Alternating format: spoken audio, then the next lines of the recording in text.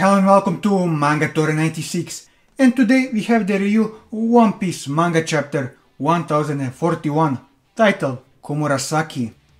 This was a jam-packed chapter with a lot of things happening, with the standout things being Hiyori finally doing something by confronting Orochi, the CP0 getting new orders to eliminate Luffy.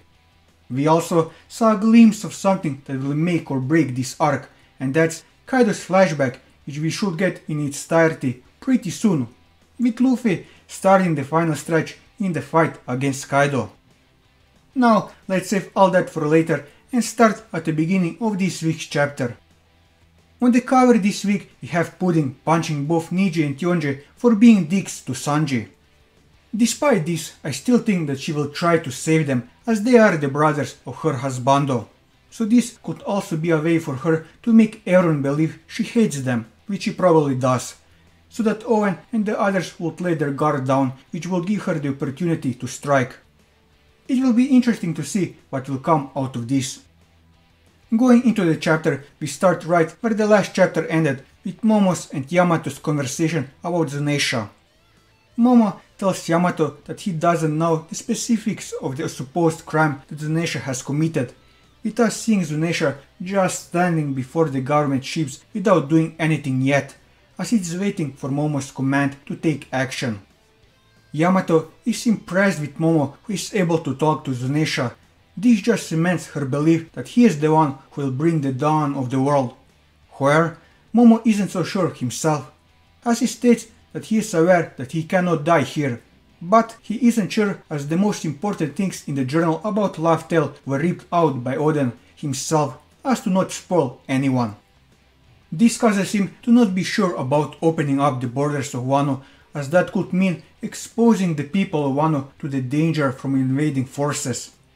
Yamato has no response to those worries of Momo, but I'm sure the next time we see them she will have something to say to encourage him.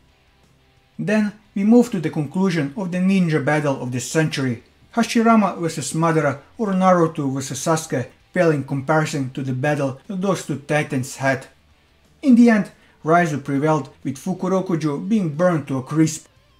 After his victory, Raizo tries to put out the flames by rolling around the ground, but to no avail. Luckily for him, Jinbei the Fire Father shows up in the nick of time, so Raizo won't die from getting burned alive. Before this scene ends, Raizo has an interesting line in claiming that he must hurry as the preparations are almost complete. While Raizo doesn't specify what preparation he meant, I have a suspicion that it has something to do with the scene that follows. That scene deals with Komurasaki aka Hiyori and Orochi, where we see that Orochi is furious that Fukurokujo still hasn't come to get him, with him even believing that Fukurokujo just abandoned him here to die, which is quite ironic as Fukurokujo was the only one who had loyalty to Orochi in Wano who wasn't part of the Kurozumi clan. This stress makes him finally snap at Komurasaki, who is still playing the shamisen like they are not on a flying island which could fall any second, with being surrounded by flames from all sides. Orochi finally questions her why she always has that mask when she is playing. He even goes as far as to entertain the idea that the Komurasaki before him is a ghost. However, before he can press that matter further, he gets a bit of a divine punishment by having the ceiling collapse on him. After he is finally buried under the rubble, Komurasaki speaks by giving Orochi some unfortunate news, and that's that while he was over the moon after he met her, she somehow managed to stab him with sea stone nails without that idiot noticing that he was stabbed. Which means that he can turn into the Yamato no Orochi to get out of the rubble, and he is pretty much helpless before Komurasaki. After that, she goes to crush Orochi's heart, if he even has something like that, by saying that she never loved him, quite the opposite actually. She even reveals the secret of the song that she always plays to him, with her remembering Oden while she is playing. Orochi on the other hand goes completely pale as he realized who she actually is and what her goal is. Now, Hiyori has Orochi dead to right without him being able to do anything, so she could finish him off when she so desires, but I do believe she is waiting for the preparation that Raizo was talking about to be complete before actually attempting to kill Orochi. So getting rid of Orochi should take a bit longer despite him being served on a silver platter already. Then we move to a quite surprising scene as we see that Izo managed to take out one of the CP0 members. We see the boss CP0 member being worried about his colleague whose name we actually learn in this chapter, and that's Maha. I must give props to Izo for managing to take down one member of the CP0 with him. This is quite a feat considering that both Drake and Apu with the addition of a number couldn't do even that. It just goes to show that you shouldn't underestimate a former commander of the Whitebeard Pirates. While the boss curses as to why the Whitebeard Pirates help Luffy, he gets a call. I would assume that on the other end of the call it's Lucci again, but nobody is shown, so it's just a speculation at this point. But what isn't speculation are the new orders that the CP0 members at Onigashima receive, which are coming directly from the Gorosei, and that's to eliminate Luffy immediately. Which shocks the boss as he doesn't want to get involved in a fight where Kaido is participating in. Where he doesn't have much say in this, as the voice on the other end tells him that eliminating Luffy takes top priority. While this talk is going on, we see Drake, who is back on his feet and has managed to catch up to the CP0. So I could see Drake taking the bullet for Luffy, so Hawkins' prediction on Drake's chances of survival will be accurate. Before this scene ends, we got one last interesting piece of dialogue between the boss and whoever is on the other end of the call. They are talking about not having all the details, where the boss can't believe what is up with that crew. They are probably referring to the Straw Hat crew, but what exactly are they talking about? I'm not sure. Maybe they're surprised that the Straw Hats managed to beat the Tobiropo, Queen and King, with Luffy still holding his own against Kaido, and they're surprised how strong the crew is. Or it could be something entirely different. Nevertheless, the world government has finally recognized the threat that the Straw Hats pose for them. Now for the important stuff, and that's why does the government want to get rid of Luffy immediately, even neglecting to capture Robin to do so. The prevailing theories on why is this happening are 1. Because of the Devil Fruit that the Gorosei talk about is actually Luffy's. 2. Because of Shanks' meeting with the Gorosei where he specifically talked about Luffy for whatever reason. Or 3. A combination of the first two where Shanks talk about Luffy connected the dots for the Gorosei with the Devil Fruit. Those are all valid assumptions as to why Luffy is targeted now, but Luffy being targeted doesn't have to be connected to the mysterious Devil Fruit or Shanks talking to the Gorosei. Let's be real here, even without that, the government has more than enough reason to kill Luffy. He caused the most chaos in the last 2 or 3 years. He amassed a fleet and now has gotten strong enough to go toe to toe with Kaido. So if they let him go now, there is a real possibility that Luffy will come knocking on the front door of Marijo in the near future, and they wouldn't have a countermeasure against him, as he will be just that strong.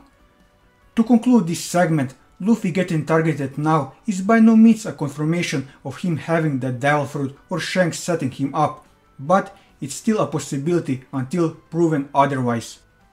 Then we get updates on a lot of characters. First, we see how Usopp is riding Hamlet with Kiko and Kinemon in tow through a burning corridor. We see Carrot for the first time in a long while, with her are Neko and Wanda, who all go inside the dome as more and more of the island is breaking apart. Frankie managed to save Zoro in the nick of time, as it was expected. We also see Nami with Zeus, who informs her of Big Mom's defeat, with them having a comedic skit. Meanwhile, Marco is sealing Komachio in Hihimaru, with him commenting that this is the most dangerous island in the world now. Then we move to Kid and Law, who are lying exhausted on the floor from the fight with Big Mom. They see the rubble falling from the ceiling, with Kid wanting to make preparation to face Kaido if needed be. But Law disagrees, as he basically says if Luffy doesn't beat Kaido, they're royally screwed. After moving from one place to another, we finally come to the final scene of the chapter, and that's the fight between Luffy and Kaido on the rooftop. Kaido, through observation haki or possibly his bond with her, notices that Big Mom was defeated, That was something Luffy didn't pick up until Kaido brought it up, with Luffy being impressed on what Law and Kid managed to achieve. However, Kaido doesn't take the news about Big Mom too well, as he starts to remember the first time they met when he was only 15 years old. We see a bit of the 24-year-old Big Mom who greets Kaido and she gives him a warning to not trust rocks. So could this be an indication as to what happened in Kaido's past, where he ignored Big Mom's warning and in the end was betrayed by rocks? If nothing else, this brief flashback and Kaido's reaction thereafter showed that he really did care deep down for his big sister. However, Kaido doesn't have the time to mourn Big Mom as Luffy goes Snake Man and unleashes a new attack upon Kaido, named Hydra. With an epic double-page sprite of Kaido getting pummeled, we end this chapter.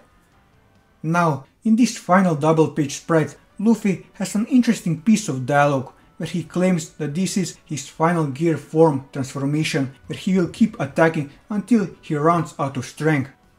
This is reminiscent of what he said to Lucci back in Enies Lobby when he used Gear 2nd for the second time in their battle, and we know how that ended up going.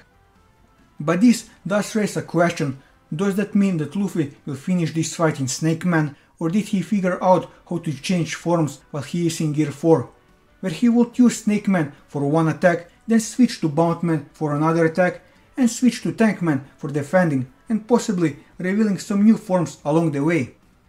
Personally, I would prefer it that way than for Luffy to just go Gear 5th and end it that way. Well, we'll soon see as this fight approaches its climax, so depending on where Oda wants to put Kaido's flashback and how long he wants to make it, Kaido could be defeated as soon as in March, but I think that more realistically he will be defeated in April or beginning of May. All in all, this was a great chapter of One Piece, with it covering a lot of ground and laying the final foundation for Orochi's and Kaido's defeats. And that'll be all for this video. If you like this video, leave a like, leave your thoughts in the comments below, or subscribe to the channel for more One Piece content, as well as other manga content, and until next time, take care.